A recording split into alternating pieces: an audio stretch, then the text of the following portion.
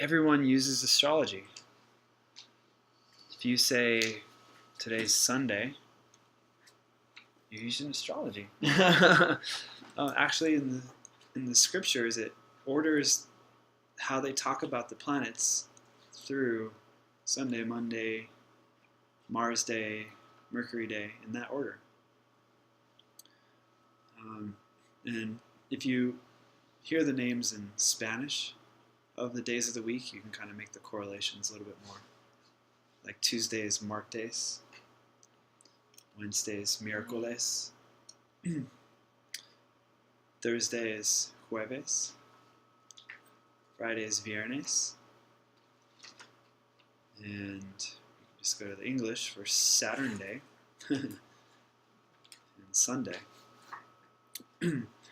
And this is actually really applicable in astrology. It's one of the limbs of the Indian calendar, is the day of the week. The Indian calendar is called the Panchanga. Panch meaning 5, Anga meaning limb. So 5 different qualities of light for the day, and the 5 elements of light for the day. And the day of the week is the fire part of the day, or the Vara. And so a practice that I've done is chant the mantra for the planet at the beginning of each day. And the first hour after sunrise is related to the hour or the planet of that day. So Monday, the first hour after sunrise is the moon hour. And then it goes in a sequential order after that. And we do specific timings based on that, but it's just good to know that the first hour of each day is related to the energy of that planet.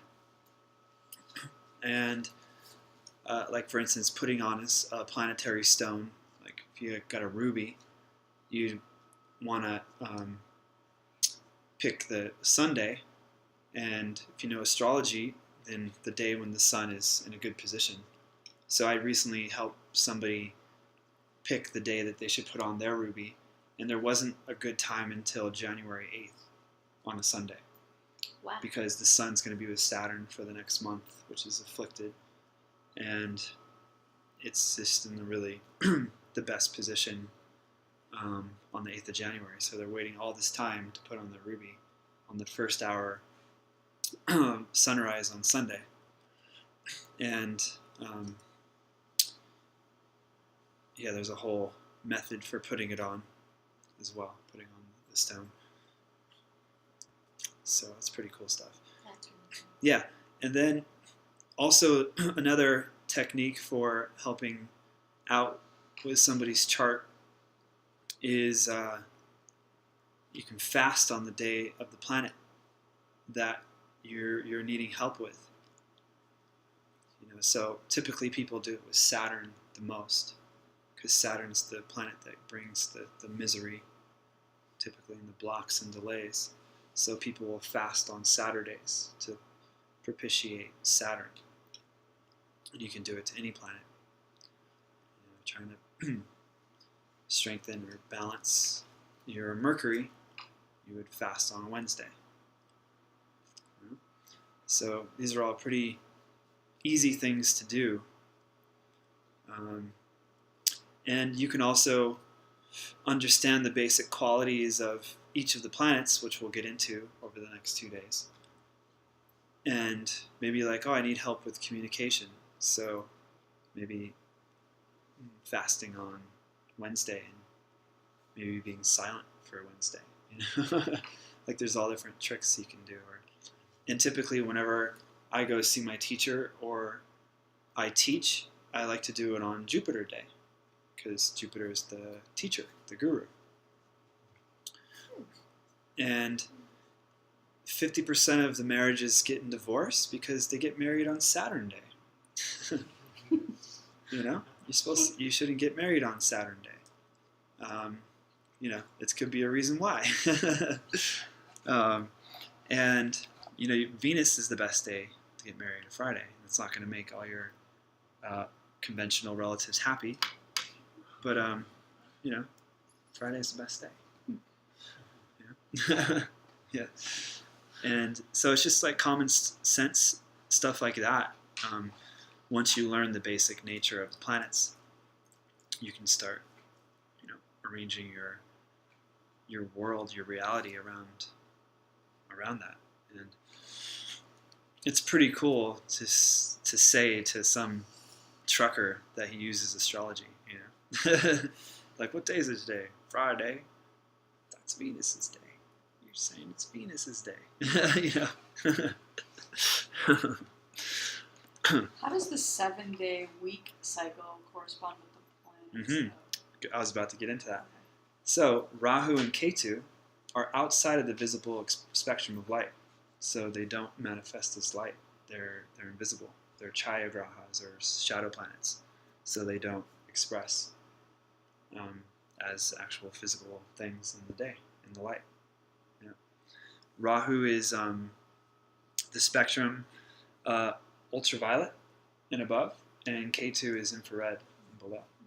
Yeah. So, and it just shows like the extremes of consciousness. Rahu takes you out of this world, and so does Ketu. It takes you out of the third dimension. It's like the hidden dimensions. That's where it gets the rainbow serpent.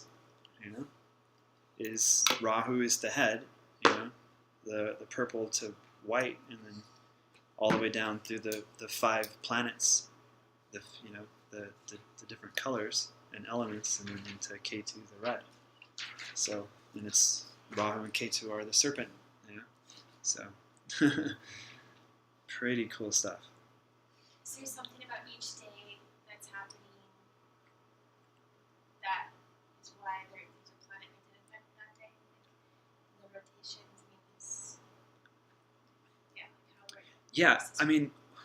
who decided when Sunday started, right? Right. I don't know. I don't think anybody knows. But it's been going for however many thousands of years. And it's also maybe the agreed upon field of consciousness of humans on the earth all saying, today is Sunday, therefore it is. It creates that collective consciousness. Mm-hmm. So that you could argue that is why. Yeah. And also, how many billions of people in India using their calendar are thinking this is, Chandravara, moon day. This is, Mangalavara. It's also created that way. Collective agreement. Yeah. Mm-hmm. Yeah. So I don't know. It's like, why did the creator decide to make the sky blue? I don't know. It's just, I don't know. Yeah.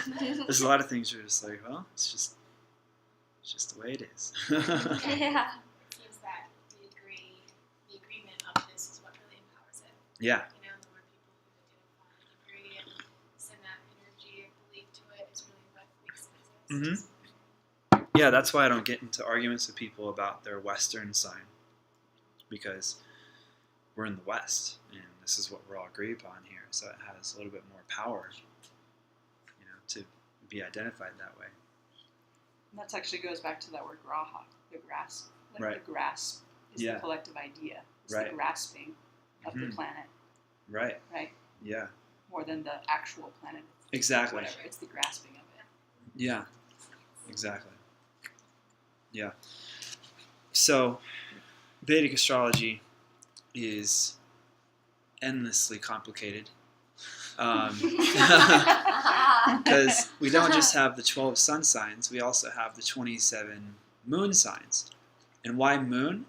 Well, because it takes the moon 27 days to go through the whole zodiac. So what they did is they split up the sky into 27 parts, 27 constellations. And it's basically 27 dynamics of psychology, really. Even Yogi Bhajan, in his book The Mind, has 27 facets of the mind in that book. And there is like an extra 28 one that was used in ancient times called Abhijit, and it's like in Capricorn portion. But 27 because we're using a symbolic system and we like things to fit into 108 dynamic, which is you'll find I think Catholicism borrowed from India to get that 108 number, and it's even I think like maybe even the first periodic table had around 108 elements, and it's 108 different names of God. It's kind of like the dynamic of our world. Like the diameter of the sun times 108 is distance the sun to the earth. The diameter of the moon times 108 is the distance of the moon to the earth. So that's why they're the same size in the sky. But it's kind of like everything's in this holograph of 108. You know, like moon then sun. You know, pretty cool. Huh. Yeah. Yeah. You can even look it up. Like type in the numbers of what NASA the distance, and it's around 108. Really? Yeah. Pretty trippy. Which Yeah. is the same number in the Mullah. Yeah. And also Fibonacci. Fibonacci. I don't know.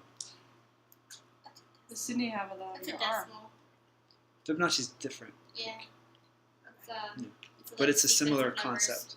It's like a never-ending number.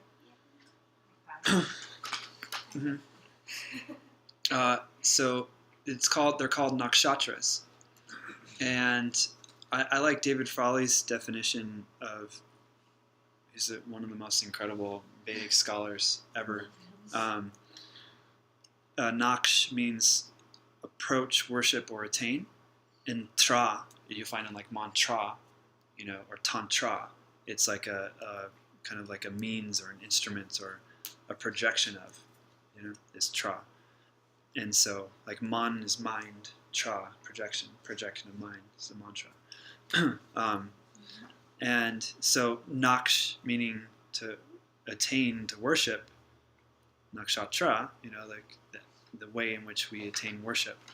And each lunar constellation, this is a whole life study, of all these 27. Like I just constantly study these, and I find like just one of the lunar constellations has way more dynamics and qualities than a sun sign.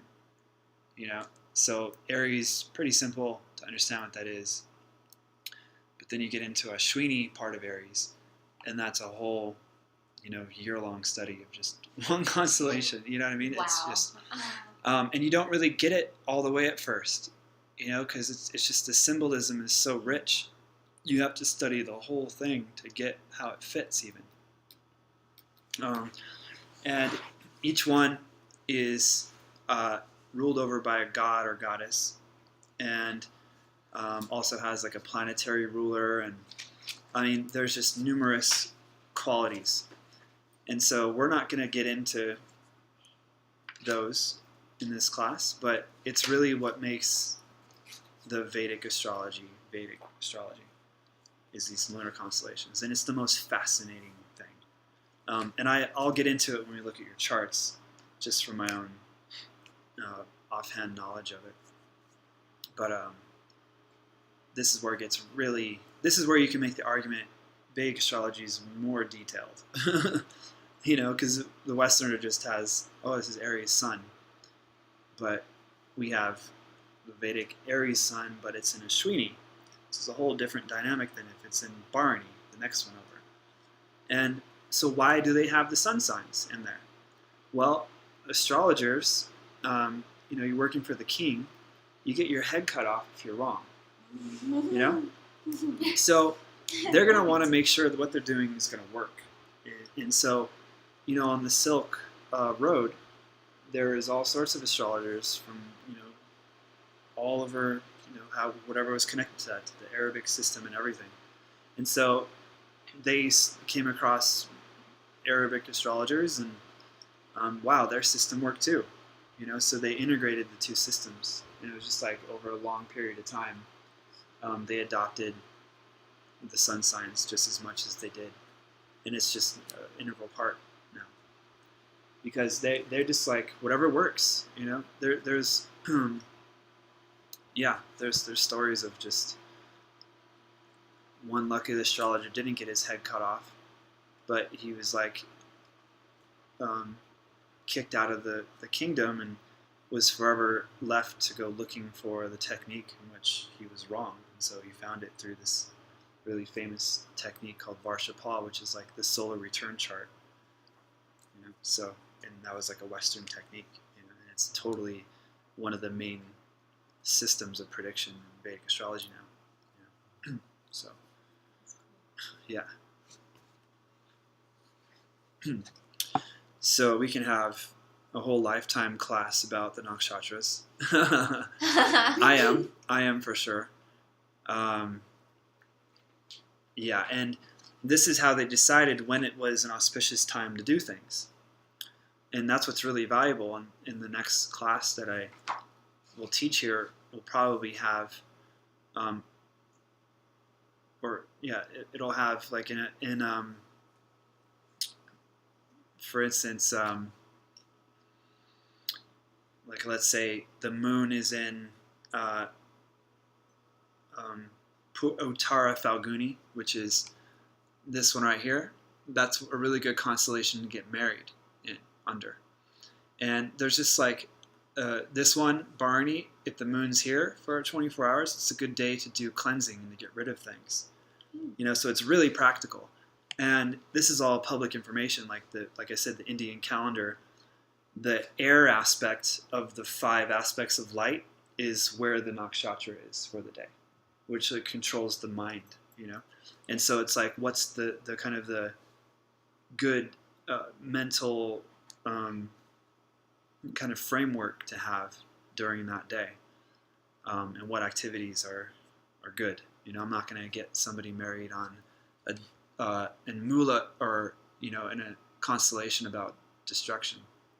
You know, you know what I mean? But that's not a good time to get divorced. Yeah, exactly. Yeah, and so really practical stuff, which is what it was typically used for. It was used for doing fire rituals or pujas, you know, knowing. That's so cool. Yeah, or when you know when to put the first brick down of a house, you know, or when to enter a house, when to start a business, all these things. Pretty cool. Really?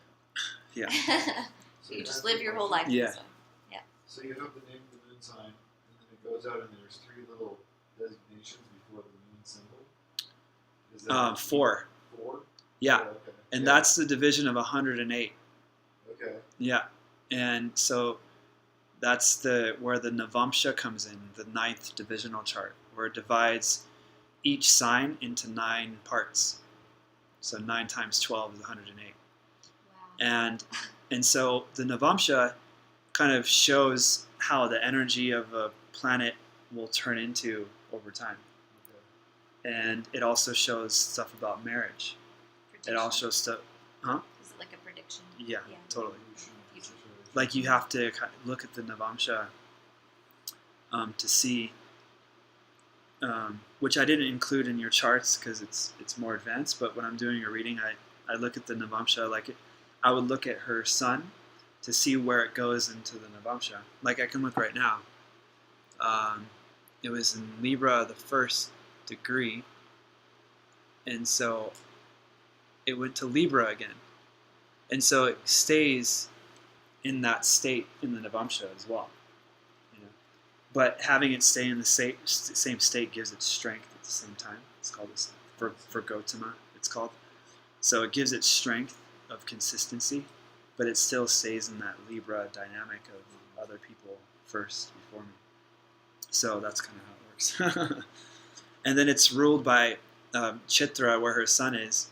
It's also ruled by Mars. So looking at Mars, you know, it's just that's how complicated this is. It's just I was wondering. That's really amazing. yeah, but it's ruled by Venus, and then on the nakshatra level, it's ruled by Mars, and it goes to here. And then you can look at the 10th divisional chart for career and see where it goes to career. And it's a whole. They have a divisional chart for children, for parents, for your spiritual development, for your education, Wow. for your health. You know, Whatever it's you want, really. yeah, it's really complicated. Yeah, and it's cool to have that many ways of, you can get really detailed information. Yeah. Yeah.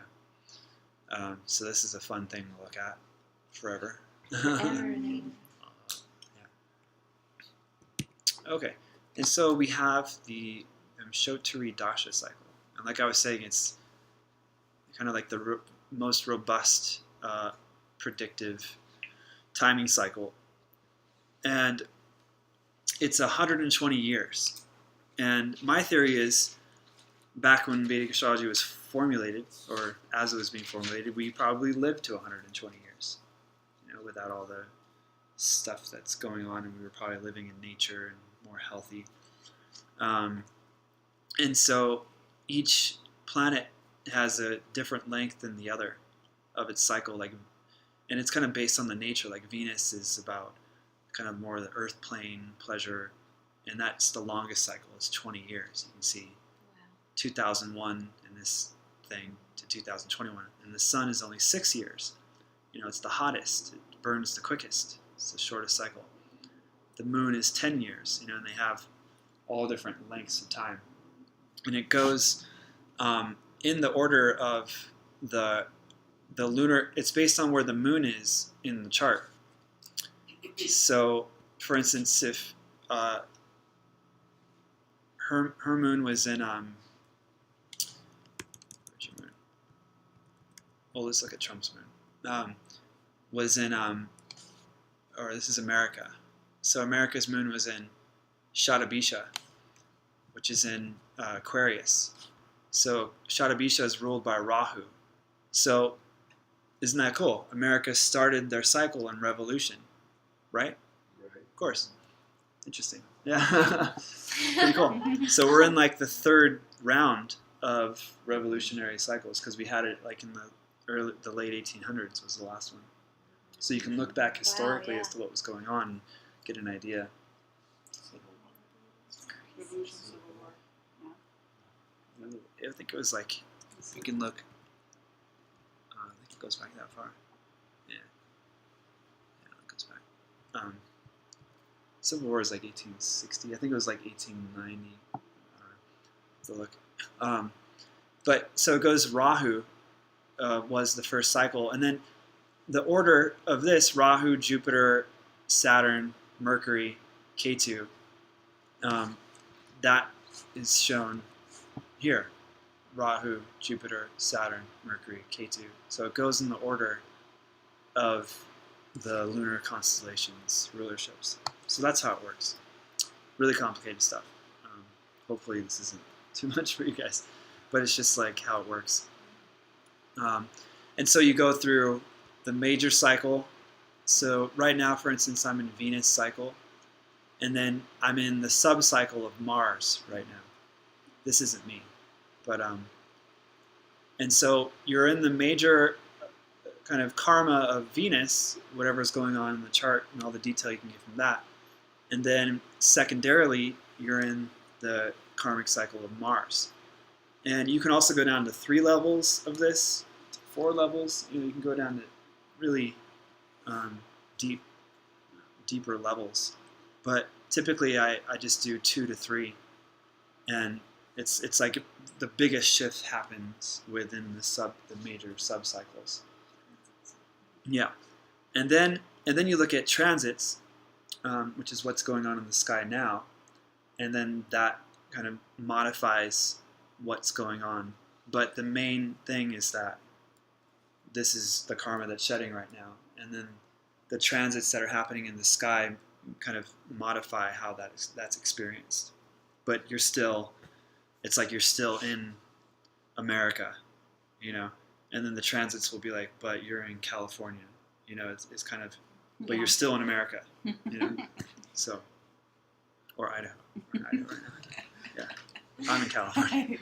I'm still in California. Okay, and so now this brings up a really cool subject of types of karma. So now it depends on what culture or religion you're coming from. There's like 65 different types of karma. It's just all these different ways of looking at it. But we're just going to talk about these 3 types. And so Sanchita karma is basically all the karma from your past lives. And it gives your basic nature kind of temperament. And so it's kind of like where all the planets were, and when you decided to take your first breath, that's this Sanchita karma. So that's like unchangeable. It's like what you came in with. It's your basic nature. And no matter how much you clear and shed your karma, you still came in with, at that particular time, you still have those tendencies. It's like your imprint. Yeah. Like if you look at Oprah's chart, she's worked on herself a lot.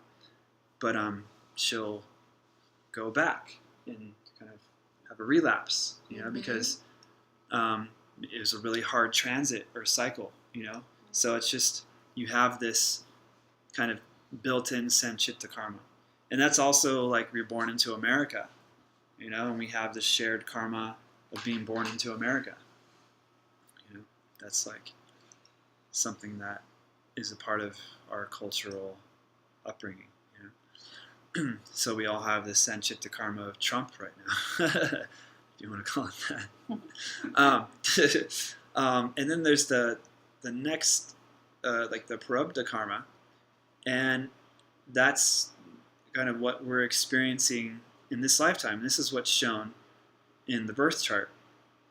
And so this is kind of where the dasha cycles come in. It's like the shedding of the Prarabdha karma, like what we're of all of our Sanchita karma, this is what we're scheduled to experience in this lifetime. And go ahead. So in that way, because you just said that the sun is Sanchita, Mm-hmm. that can't be changed to Right. And neither can Prarabdha karma. That's also scheduled to shed in this lifetime. Yeah. So are you somehow working through the Sanchita, through the Paravana? Uh-huh. Is that what's happening? Yeah. Okay. And then, so our Kriya Yama karma is what we do have control over. It's what the karma we're doing in this lifetime. Right. And so, basically, and that's not shown in the birth chart, because you can you can see somebody like, wow, they're totally going to die from looking at their Prarabdha karma, and somehow they get out of it. And that's that's the whole point of Vedic astrology, is to be able to see when these particular karmas are going to come, and instead of creating more karma, you can have equanimity or mindfulness, or that 0 point, Yeah. and to not have the imprint happen again.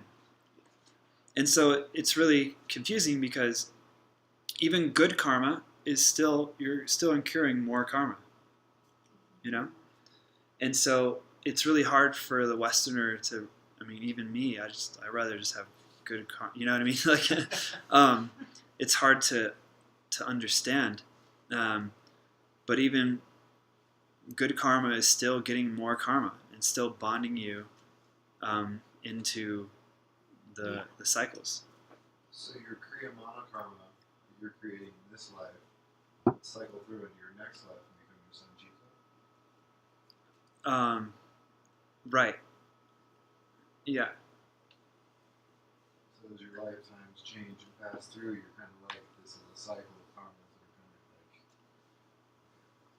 So what you're saying then is the Sanchita evolves, it changes based on the changes Kriya with Mana. each birth, because your Kriya Unless Mana it's your last life, right? Yeah. Different, yeah. Mhm. Is that true? Is that accurate? Yeah.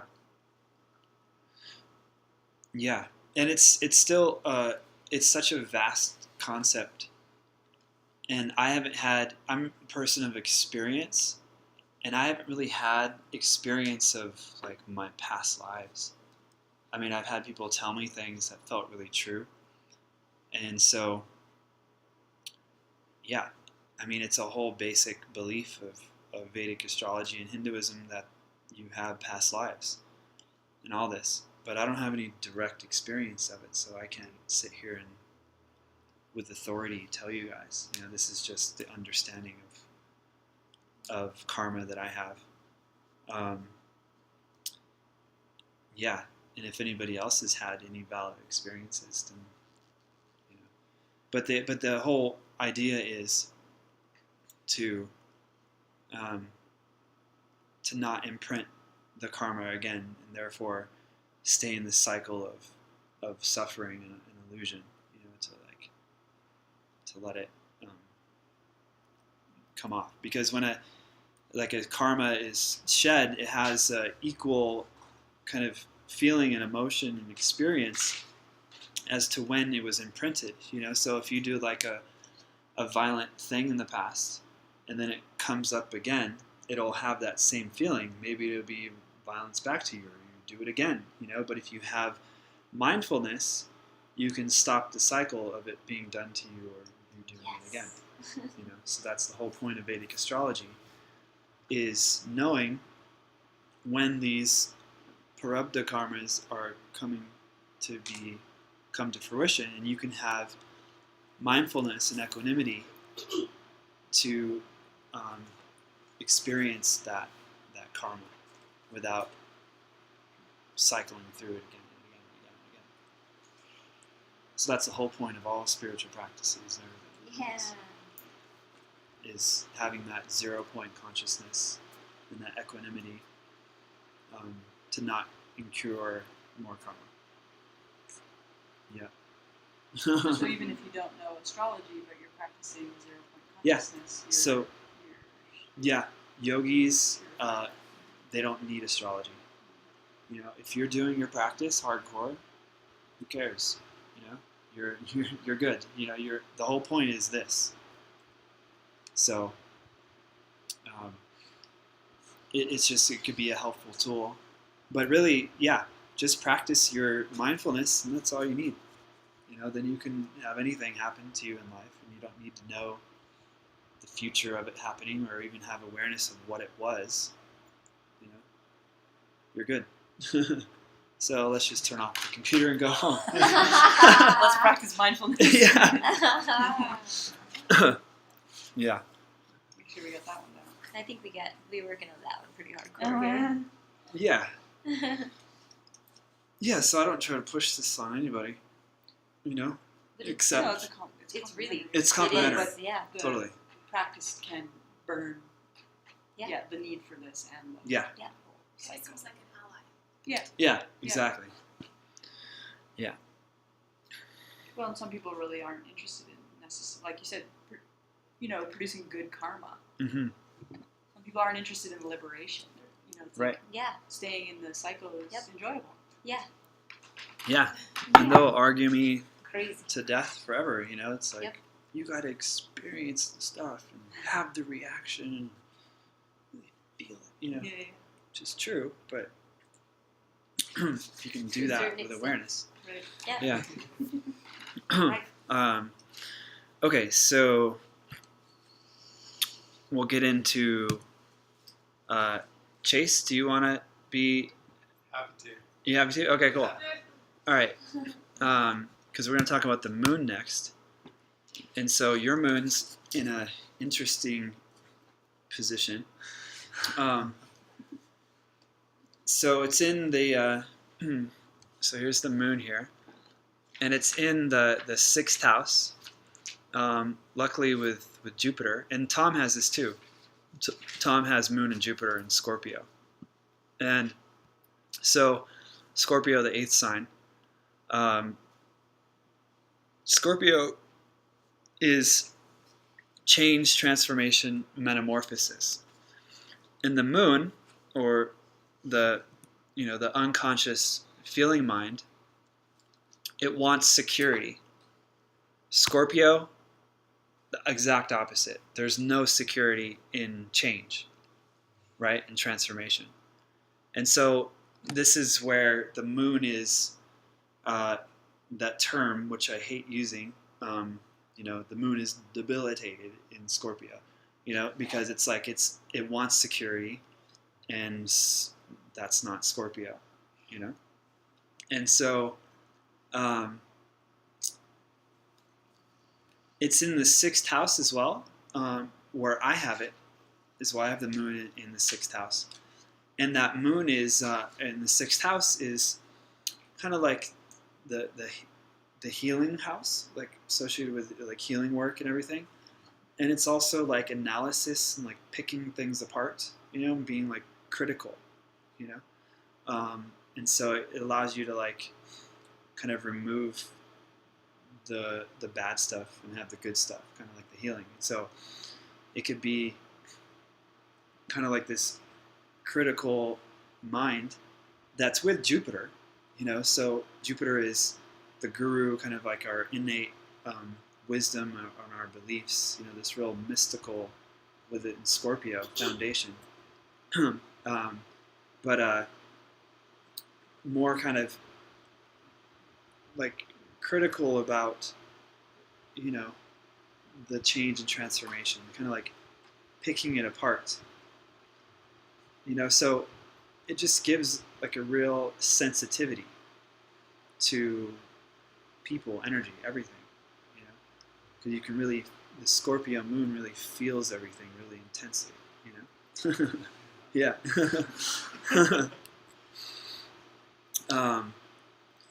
So, what you can get more into your chart, but at a first glance, maybe we would need to, strengthen your moon, in the chart. And so, yeah, just the moon, Chandra, is, like I said, the unconscious feeling mind. It's like the neutral perception of reality. Doesn't give value to things. That's what Mercury's job is. And so it's basically like this need for security and wanting to be happy. It's the mind, and it's the feelings, but it's more where the moon is in the chart creates the kind of filter of which the feelings come out of. So it's more, the moon is more like the consciousness, the mind of the person. And so, yeah, perceptions, peace of mind, emotions. And it represents the mother in the chart, like your sense of nurturing, the early part of your life is the moon. And it could be related to like the public and how you're social, and just growth and receptivity and fertility. And that's just the moon in a nutshell. All this is just keywords. There's a whole endless myths about the moon to really let it sink into your psyche what the moon's about. Like, I'll just tell one. So the moon, all the planets are male, and all the constellations are female. Even though the moon is the quintessential feminine energy, it's still a male Lord Chandra, because it's like this active principle and a passive feminine sky. And so the moon had 27 wives, and he would go to each wife every day, So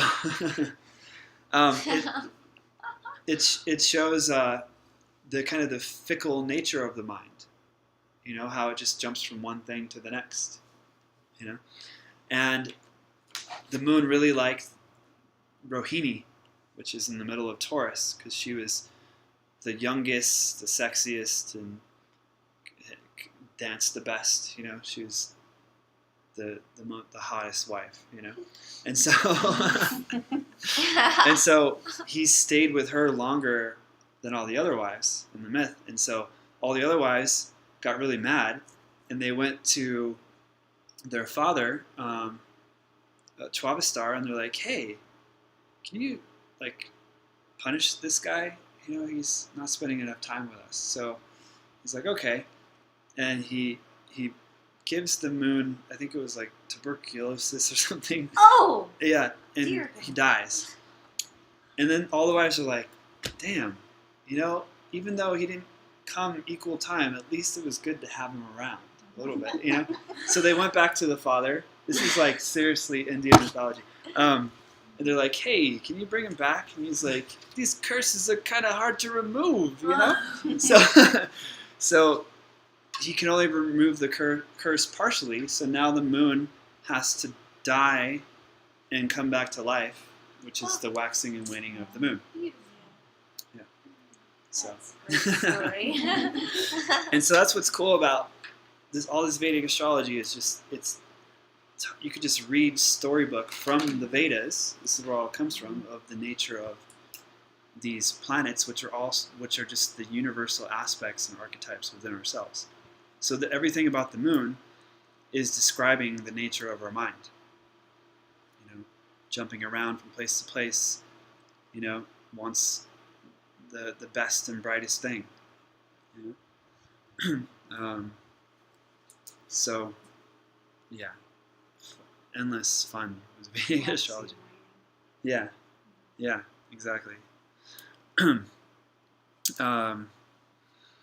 Okay, and so, you know, a thing that I would look deeper into your chart to see if there's anything else that's more pinpointed.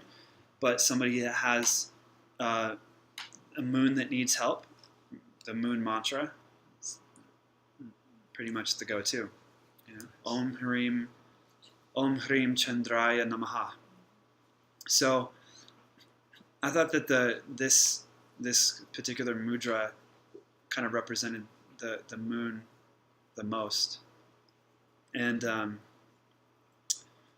so the on the hand, the moon mound is actually like right here, if you look. And so there's some exercises in Kundalini Yoga where you're like hitting it like this, you know, to stimulate the moon mound. Prosperity. Yeah. Yeah. Hud. Yeah. Yeah. Hud. Yeah. And so I prescribed that one for the middle of Virgo constellation. This one, because it has the hasta literally means the hand, and that's the next class. Because it's 27 constellations, right? And so we'll chant this mantra with this, and it's just, you know, you're receptive, right? The moon, it's just completely open, receiving. And So can you just clarify the moon needing help would be to stabilize some of this fickleness? yeah, to Is that stabilize. Yeah, exactly.